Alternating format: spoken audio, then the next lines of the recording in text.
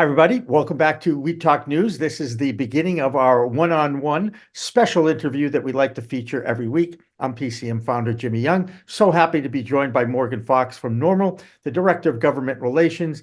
And Morgan, a historic week last week.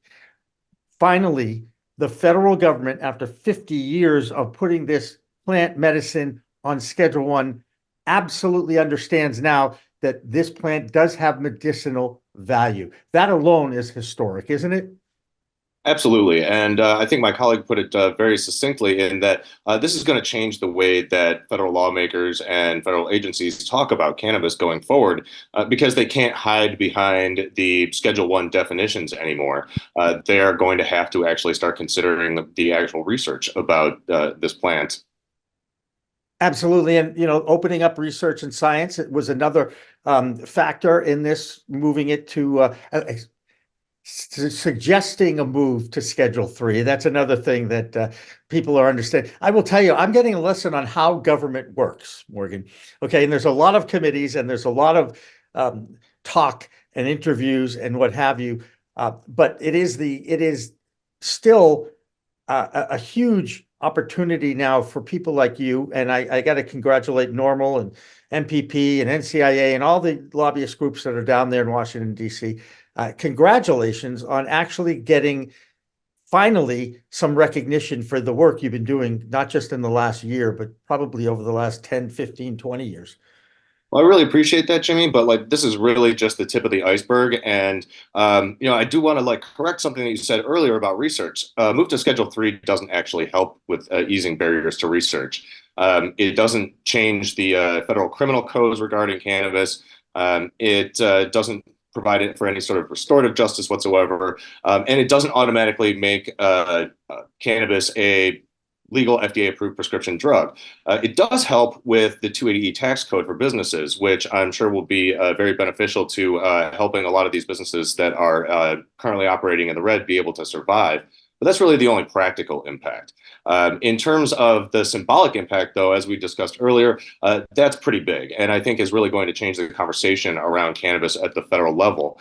But you also said something very interesting about the way that government works. I think a lot of people are confused about whether or not this has already taken effect. And I can say categorically that it has not. Just to give you an idea of what this process is going to look like now that it has supposedly started. So first, the proposal will go to the White House OMB office. So at that point, it's got, I believe, 60 to 90 days review period there. When that review period is done, then it's an open public comment period for, I believe, another 60 days, perhaps up to 90. So now we're already looking at potentially up to 6 months. Once that period is open, then there's the possibility for administrative hearings, which I am almost positive will be called for. Those can take several months to a year once they're actually granted. So then once the hearing stage is done, then the DEA review period starts. And there's actually no statutory time limit for this. It's entirely based on the speed at which the DEA is able to get through all the comments and evidence that they've gotten. So then once they're done with that on their own timeline, then they issue a final rule. That's effective 30 days after publication. Then it's up for judicial review. And I can already tell you that prohibitionists are planning on seeking judicial review after this point. This could potentially add another 1 to 3 years to the whole process. So we are looking at potentially 6 or 7 years before this process goes through all of its motions. In that time, I hope that Congress has already descheduled cannabis. But just to give you an idea, we're not even sure for a fact that this process has officially started yet based on the lack of comments from Ann Milgram at hearings this week. Yeah, and Ann refused to answer any questions. She's the head of the DEA. She was in front of a committee for the first time, and of course, our elected officials didn't take that as an answer, so they kept asking. And I mean, at one point, I'm sure she was annoyed. She says, "I covered this." It reminds me of a sports press conference. "I covered this in my opening remarks. Why, stop asking me the same question?" Right? I mean, it happens, Okay, so we know that this is going to be a longer process. Here's the question. Obviously, nothing is going to get done before the election in November. Okay, let's be honest. That being said, is there a way for the president to hasten the process through executive privilege? Not to my knowledge, no. This is pretty much heavily prescribed. But if the OMB review period moves along quickly, and if the public comment period begins within enough time, it's potential that that period of the process could be done by the election. But we're not going to see any practical implementation before that. However, I think that this does provide us with an opportunity for the president to be able to elevate his messaging on this and publicly call for descheduling. And while this process is happening, we could also be working on things like increasing pardons, the pardon eligibility, starting to act on clemency petitions at a much greater pace than have so far. And by continuing that pace, then I think that not only can we make cannabis a much bigger issue for the elections, both in the presidential election, but also in the congressional elections at the state level, et cetera. But we could see some real progress in terms of helping individual human beings who are suffering under prohibition.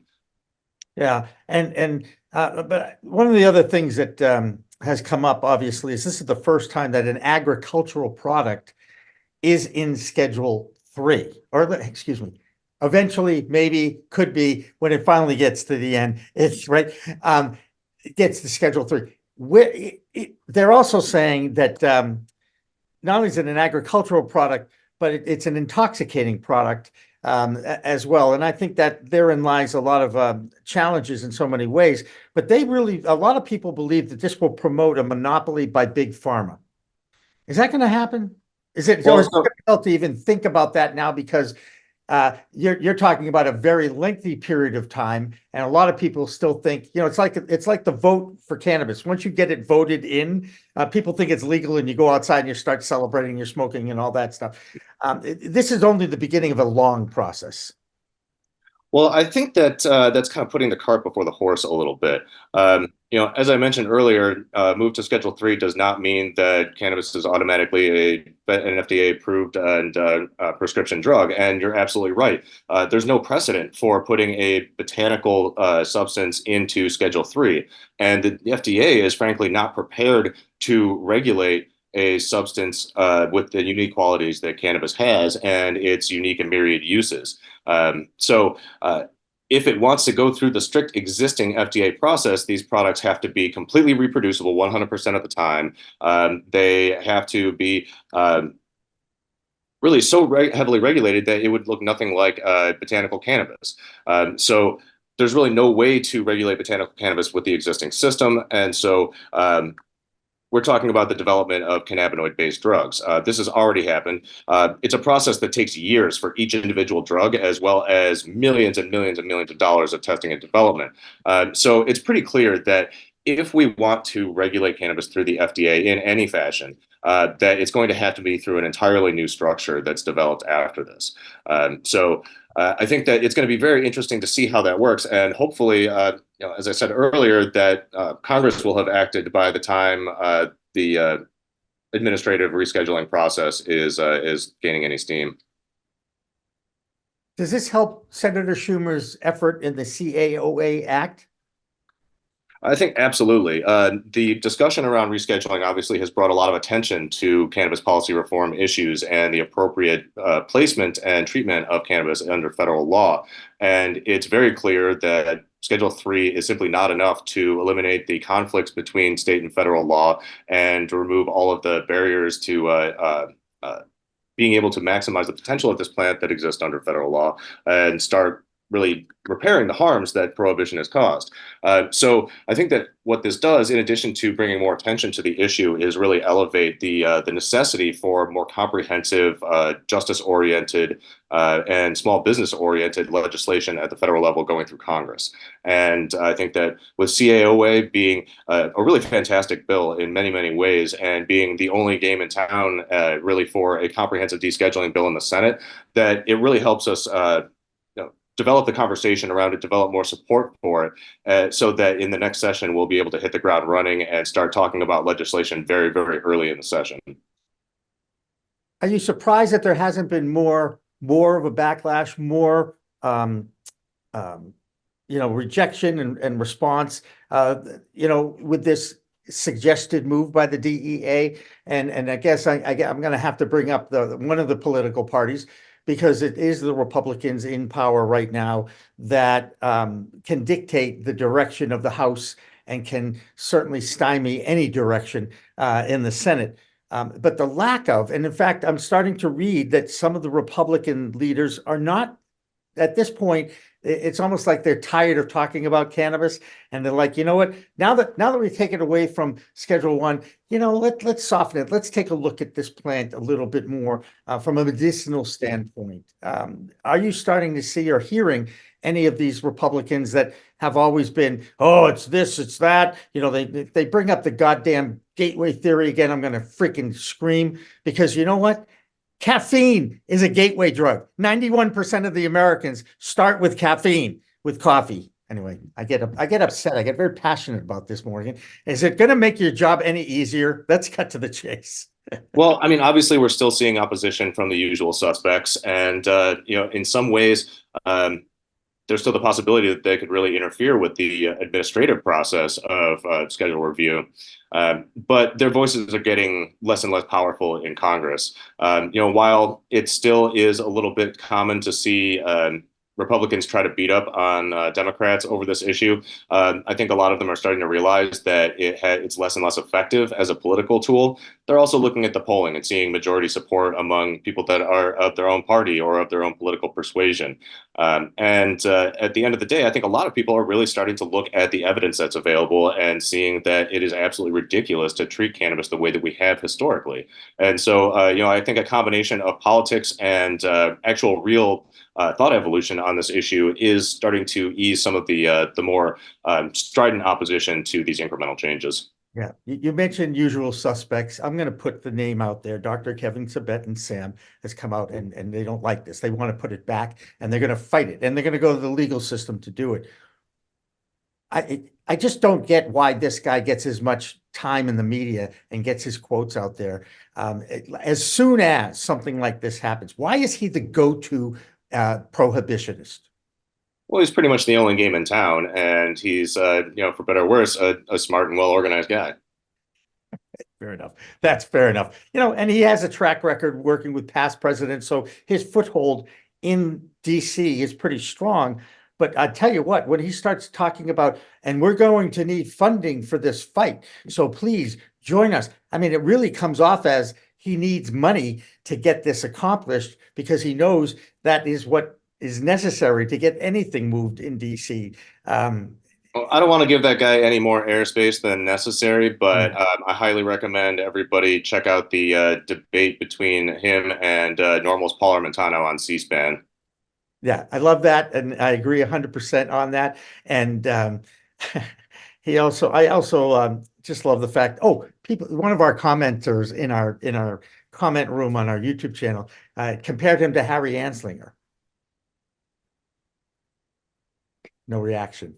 Okay, fair enough. I mean, we all know about Harry Anslinger. I think that that level of vileness is, should probably be reserved for people that have actually earned it with their words and actions. And while I certainly disagree with the work that Kevin has done over the years, I'm a little loath to compare anybody to Anslinger. Fair enough. Well, I did learn something on a business call I had last week. I did not know that Anslinger's appointment to the first Federal Narcotics Bureau was a type of nepotism, because I guess he married Andrew Mellon's niece. And I was fascinated, actually. That was like, oh my God, I didn't know that was part of it. But he kept that job from 1930 to 1962, which is just unbelievable to think about now, that it was a act of nepotism more than anything else. You don't have to even comment on that if you don't want. I had heard that before, but also the guy was a master of scapegoating people. Right. And pointing fingers and creating an image of this drug, of this plant medicine that has been proven time and time again to be false. And it just fed the governmental narrative over the last 50 years of the reefer madness angle, if you will, where it's an evil tool and it's going to ruin society. And I even heard I think it was the governor of Texas, actually, who has a little issue in his own state where he's got Delta 8 everywhere on every counter of a convenience store and gas stations. And yet, he's still coming out as, those 4 or 5 towns, cities that have passed decriminalization measures go against state authority. And it's just amazing to me, again, how much this plant has become a political pawn in our discussions of the state and federal. And it's just the only thing that you brought up, and I agree 100% with this. Let's just get it descheduled at this point, or rewrite the Controlled Substances Act. Any thoughts on that? I think descheduling would be a lot easier.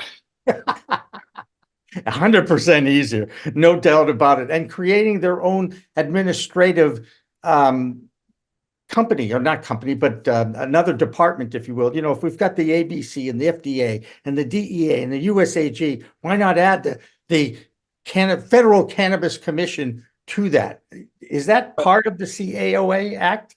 I think that there's a general understanding, or at least an increasing understanding, that there will likely be the creation of at least a new office, probably not a new agency, that will help coordinate whatever agencies are in charge of regulating various parts of the cannabis industry and the plant itself and how it's used. Just because there are probably going to be a lot of areas that require the expertise of one agency but not another, and so there will be a lot of moving parts that need to be organized under at least one office that can help coordinate all of them. I think in terms of creating a much larger bureaucratic structure, that automatically starts losing you votes from some lawmakers when you're talking about moving it through the legislative process. But I think that will largely come down to internal politics, as well as talking to regulators at the state level to determine what sort of coordination works best for them in microcosm. Right. And I'm also seeing that the new farm bill is starting to be kicked around, that they realize, are talking about our Congress, realize that they're going to have to do something about the first farm bill of 2018 that opened up this Pandora's box. But now here we are 6 years later in 2024, and there's going to be a new farm bill. What impact is that new farm bill, or does it have any impact at all on the cannabis industry? I think that remains to be seen. I know that there's a lot of attention being paid to potentially restricting or redefining things like synthetic cannabinoids or synthetically derived cannabinoids, intoxicating cannabinoids. So I expect there to be a fair amount of clarification on that end, but I'm not as concerned with that, aside from the consumer safety aspect, as I am about some other things that were included in both proposals for the Farm Bill, specifically no longer preventing people with marijuana-related felonies from being able to receive SNAP benefits or federal food assistance. This is something that was also included in the Restore Act that was introduced earlier this year, and I'm really happy to see that that language being included in the Farm Bill as well. So we're starting to see our elected officials actually acquiescing to a lot of things that you guys have been fighting for years. Yeah, it's definitely getting better. I mean, like I said, the struggle is never ending, and it's certainly never easy. But it is good to start seeing progress, or at least start seeing more support for eventual progress. There you go. That's Morgan Fox, the Director of Government Relations for NORML, the National Organization for the Reform of Marijuana Laws. They were really working very hard on getting some kind of movement, some kind of recognition, and getting some respect for this plant medicine, and immediately taking it off, or suggesting to be taken off Schedule 1, has certainly changed the public's opinion and thoughts about cannabis. And thank goodness we have people like you to correct people like me in case I happen to make something or say something that I think might happen or could happen, but hasn't happened. So Morgan, I really appreciate you taking the time, and we will continue with more of We Talk News, and appreciate the fact that we'll be running this as a special one-on-one in its entirety on our website, Pro Cannabis Media, and our YouTube channel, which is also Pro Cannabis Media. We'll have more of news coming up after this.